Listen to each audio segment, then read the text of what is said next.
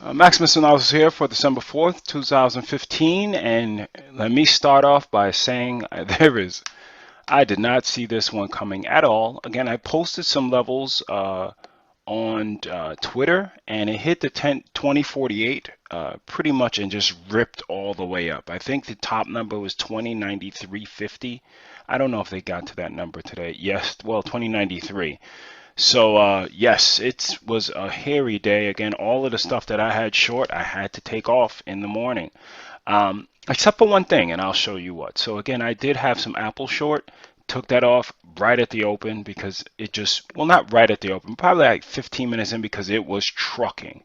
And well, let me go over my usual spiel. So NQ up 100 points today, EQ up around 40. Okay, negated everything from yesterday. So again, it's just like, I just wanted some follow through, but it didn't happen, and you can't. This is the markets, and you trade what you have in front of you. The YM, again, the same thing, hitting around this 50% of the chop range that we talk about a lot. And here is the right side of the chart, so you can kind of see the chop that it went, and it's right there, and it might continue up. This is the measured move from October.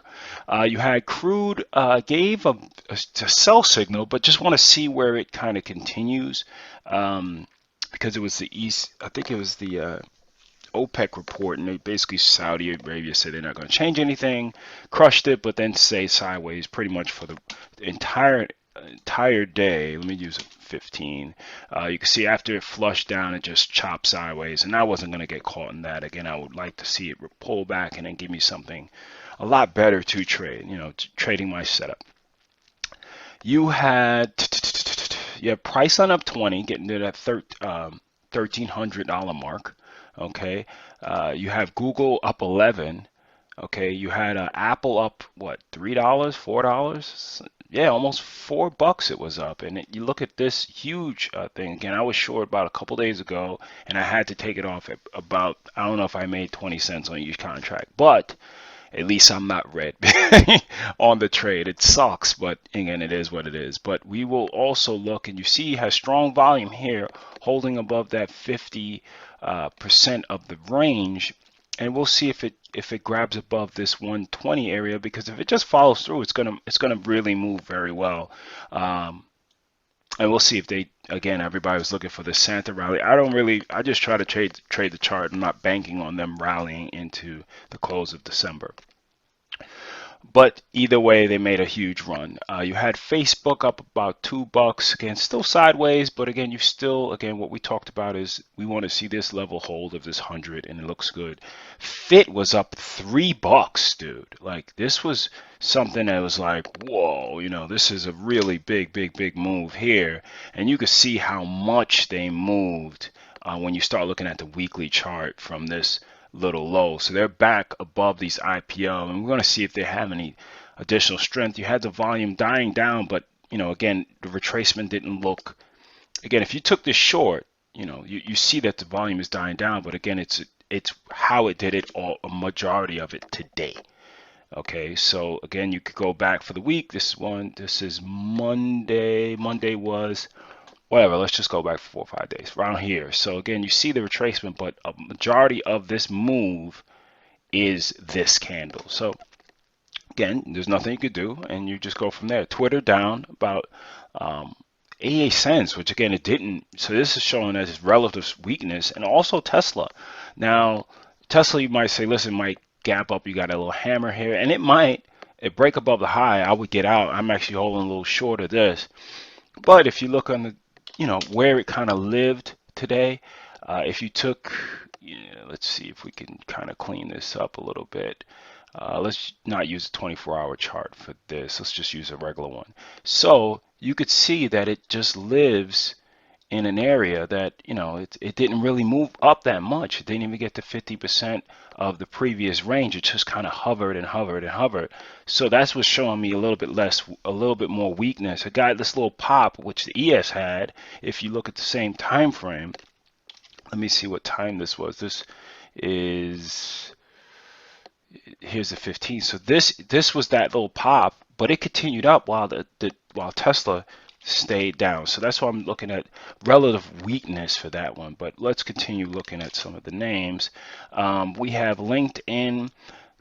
Really didn't do anything today, which was like, again, it's just seeing what had relative strength. Again, we saw the relative strength in Dow names. You see it also in Goldman Sachs gave back, pretty much financials pulled everything back. You had ExxonMobil.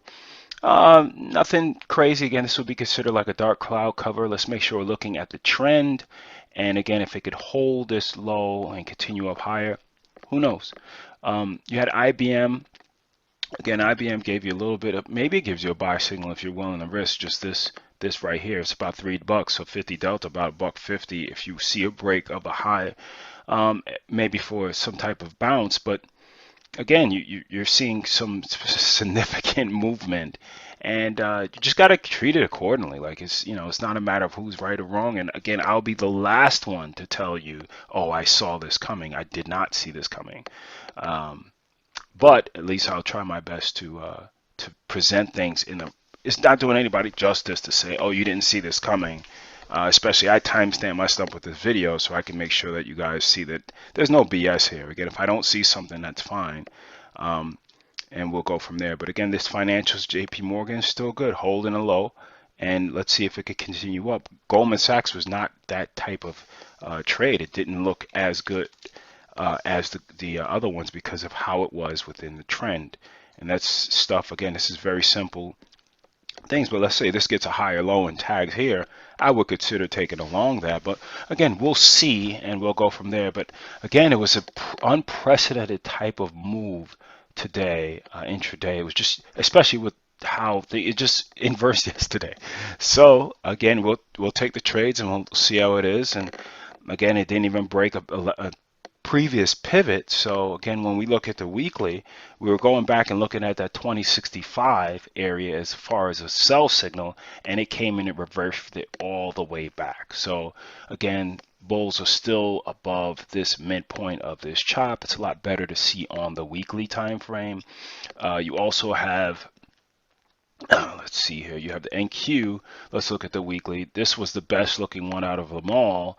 And you have the YM up about 330, but it's still testing its 50% of the chop of the basically the 2015 chop. So we'll see how it goes from there and take it accordingly. I mean, they broke about a couple lows back on the weeklies, but they didn't close below it. So again, these weeklies are where it closed. It gave a sell signal and reversed right back up. So again, they just need to continue to hold this 17,400 level.